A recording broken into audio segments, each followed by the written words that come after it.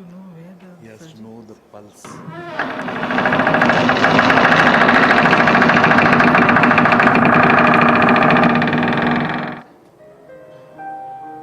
Secondary glaucoma, corneal edema, corneal decompensation are uncommon but devastating sight-threatening complications. Most often than not, the IOLs, especially the anterior chamber IOLs, are thought to be the main culprits. We take you through a series of such cases and in the process trace out the real culprit.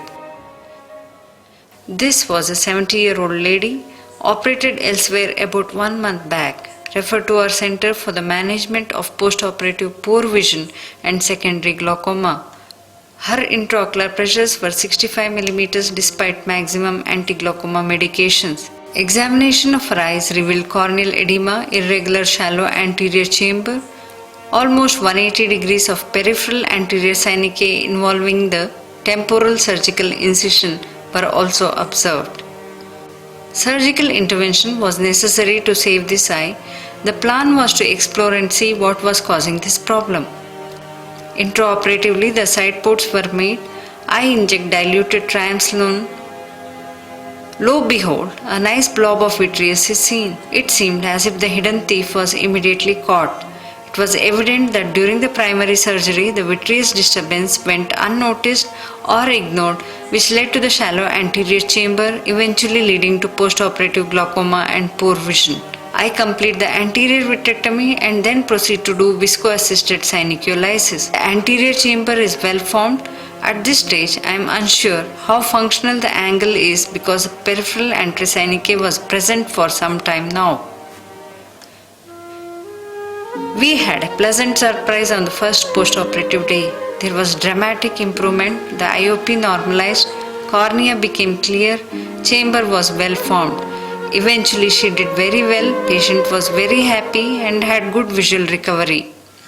The second patient is a 70-year-old gentleman who had undergone cataract surgery in his eye 40 days back.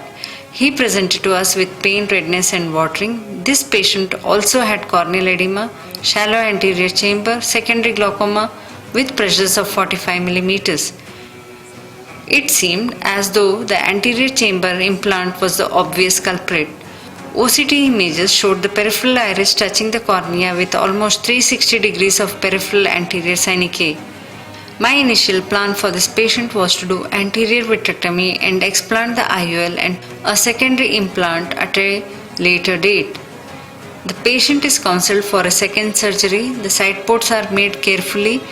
Cohesive OVD is injected to create some space and protect the endothelium.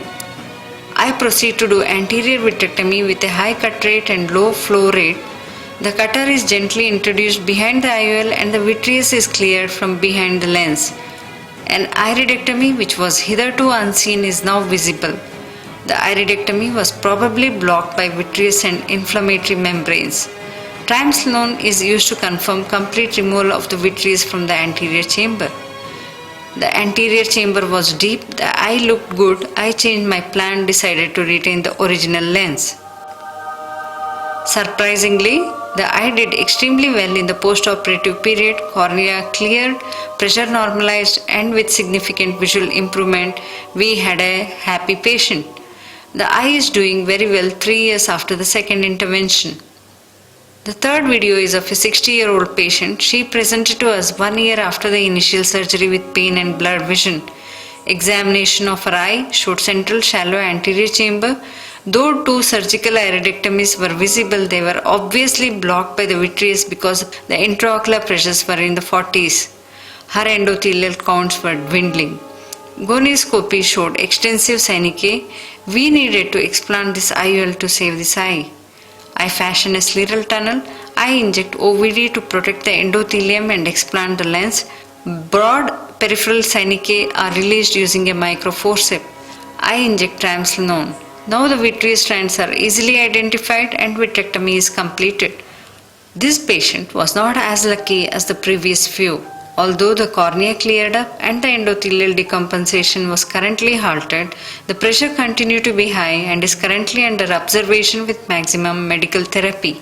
She might eventually end up having a glaucoma drainage procedure. This patient would have definitely benefited with early intervention. Lastly, this gentleman had undergone surgery 2 months back. He complained of pain and blurring of vision. His vision was 6 by 24 Snellens. He too had secondary glaucoma, shallow peripheral antechamber, and peripheral anterior synechiae.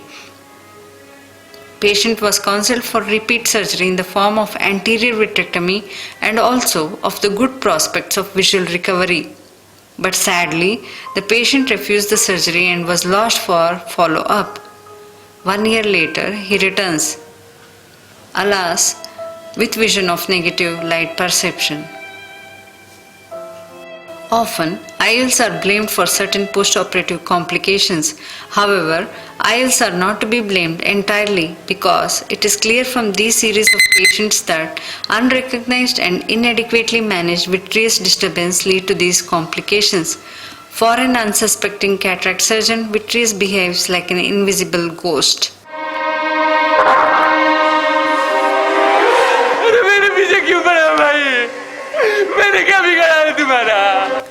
Triamcinolone is a great tool to identify the vitreous. The invisible vitreous is made visible by triamcinolone acetate. Once identified, anterior vitrectomy can be done effectively. It is important to note here that postoperative events like shallowing of the anterior chamber, decentering of the lens, and secondary glaucoma could imply vitreous disturbance norms and, if necessary, get it managed by better and experienced surgeons. We all agree that our patients' eyes are priceless.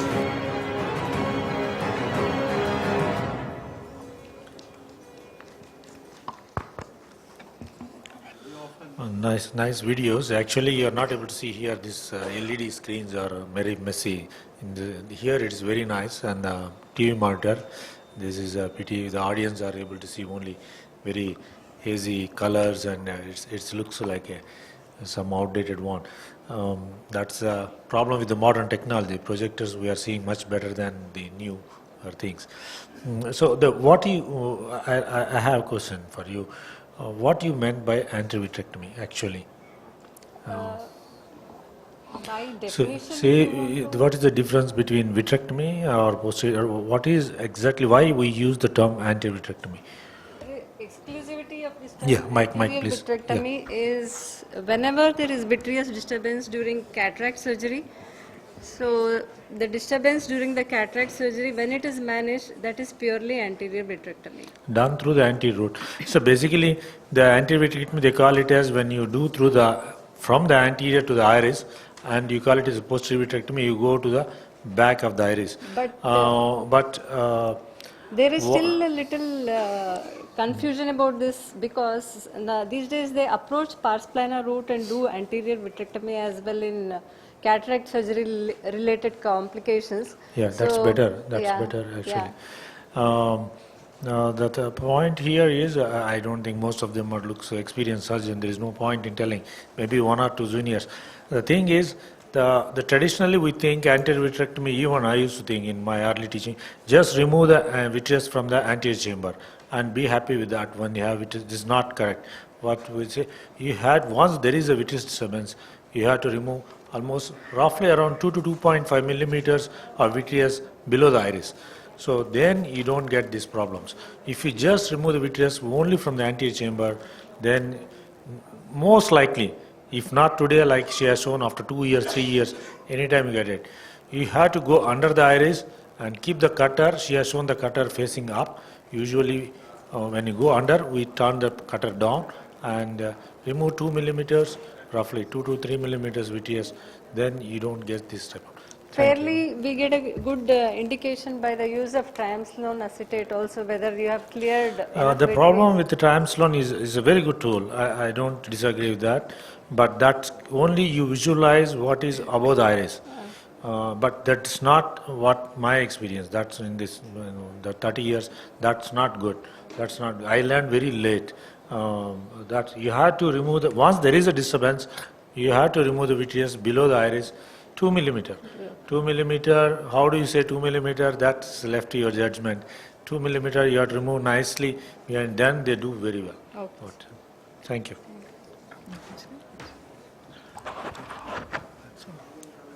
Next speaker, Dr. Samrat.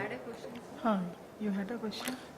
I just wanted to comment that, many cases we see which have been done years back where we see from the side of the IOL vitreous plug coming out.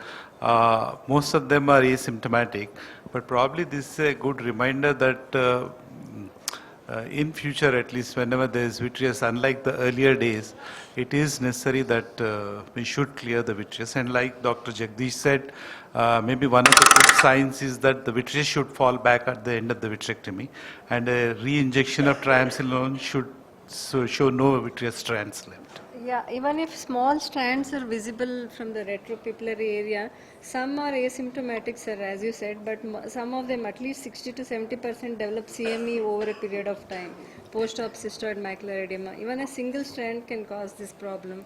So it's better not to leave any vitreous strands. Otherwise, RD is also a huge risk. Yeah. So, that's what I am emphasizing. So the problem is, whenever I attend a course for phacosurgeons, vitrectomy, they say, clear antechamber with vitreous, all vitreous antechamber should be cleared. That's fine, but that's not enough. That's not enough what I found. We have to clear under the iris. Once there is a disturbance, you have to clear under the iris 2 millimeter. You take it, not just shaving little bit. You have to